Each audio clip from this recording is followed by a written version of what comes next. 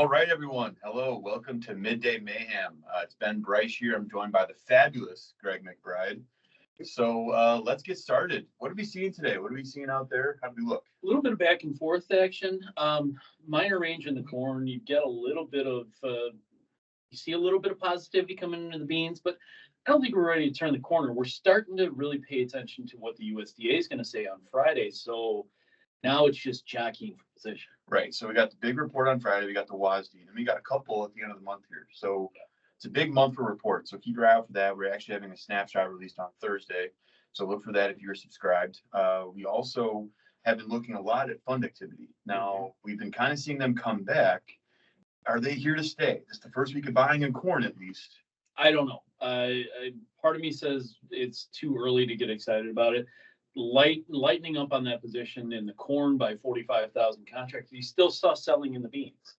So beans are within 5% of the record short, 164,000 contracts, whatever it is. But still at 295,000, this is still they're still very much in control. Even if they are lightening that up, you did see the open interest, at least from the preliminary report yesterday, did tick up a little bit from the previous day. So that's something to watch. Maybe it's not ready to turn yet. Maybe it's going to take a change to, maybe this report on Friday giving us the lower numbers out of South America might be what we need to see them come out of that position a little bit. Right. Two things you said there, right? 1 week of buying is great. That kind of gets the markets excited. And we kind of saw that last week, but that doesn't mean that it's over. Right. And funds are notorious for that. They can have a week of buying, they get right back on that horse, and they may continue to make new lows until they really turn that boat around. Yeah, absolutely. I mean, we're talking about like 15 weeks straight of selling in the beans, and was it like 9 weeks straight before they broke that this past week in corn. So taking a week off, even though it was 45,000 contracts, that's a significant amount. That's a drop in the bucket for what the actual short position is. Right. And then you also mentioned South America and what the USDA is going to be doing. Now, we are seeing some numbers down there. It seems like week after week, those CONAB numbers continue to shrink their supply. So are we looking at maybe, is that something that the funds are looking at, or are we looking at that for where these markets might be headed in the short term? I think they have to be looking at it. That also is one of those things where, we talk about adding weather premium to a market, but this is one of those things that can add a little bit of doubt to their positioning. Is they've been selling this thing knowing full well that South America in general is going to have a record crop. Right. So if they come in and the USDA slow played last month, CONAB made a big cut. Right. And they've continued to, even the analysts on the ground down there have continued to have minor cuts along the way. Well, the USDA slow played it.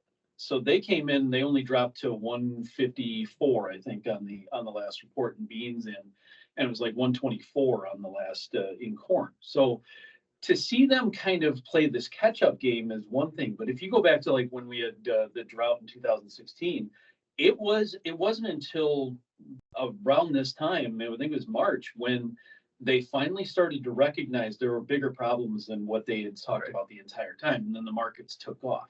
I don't think that's necessarily going to happen, but I think we can finally start to catch up a little bit to where like CONAB and Agro Consult and all those groups are at.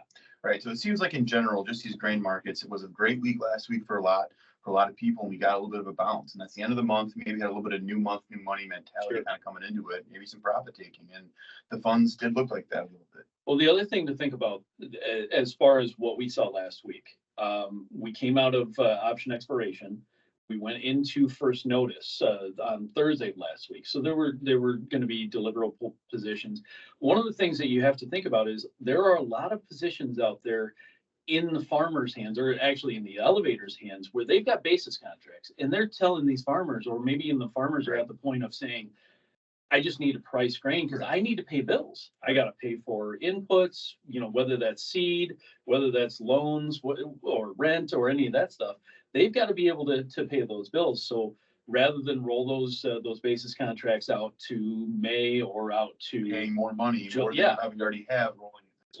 Let's put the money in our pockets and pay some of these bills And that also can lead to you seeing those open interest declines. Right. And last week when we were at the Commodity Classic down in Houston, there were a lot of guys that were in that situation. Either they had a lot of grains still in the bin, they decided to roll, but a lot of guys had to make those payments, right? They had, they had to make delivery, take the money to pay bills, like you said. Yeah. And so for those guys that did have to sell, what are you recommending right now? What are you looking at with the market, especially today? Well, I think if you had to sell it, I think what you want to do is you want to look at some reownership. And I personally, I think you start to look out to maybe that July contract. Give yourself some time, Right. because if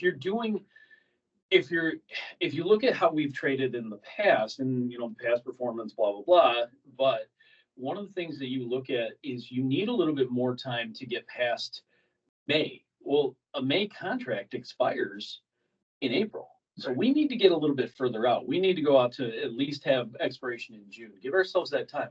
We can be wrong for a little bit. We can sustain a sideways or even a lower move. But if at the end of the day, we start to see that market come around, say mid to late May, and we've seen that before, Right. that's going to pay off eventually. Now, you also have to be willing to take profit out of any position that you've got to the long side, and then price in whatever you've got left on the cash side. Right.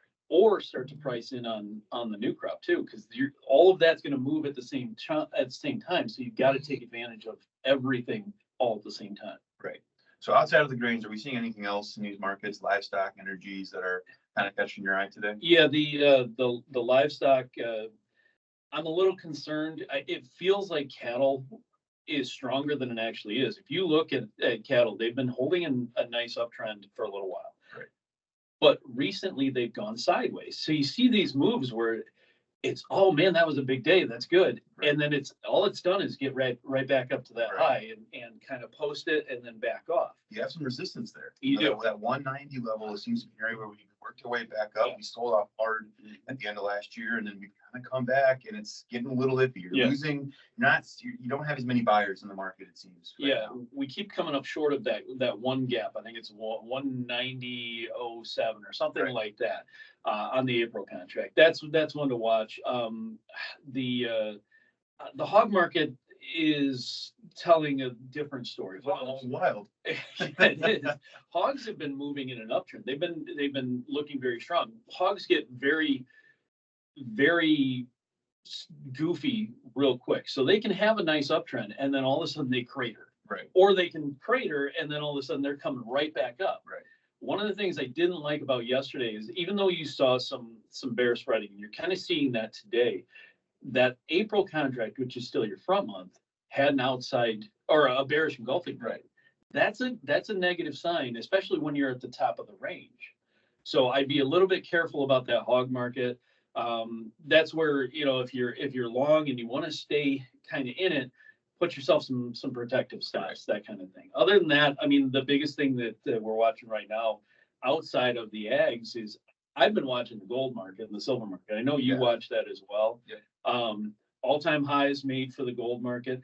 It seems like there's a lot of excitement, or at least there's a lot of excitement in the metals right now, regarding the potential for a pivot by the Fed in June, which that's way out there. Right. There's a lot can go different. Right. Yeah. So to see them go up and make those new highs, it's a little bit of a head scratcher at this time.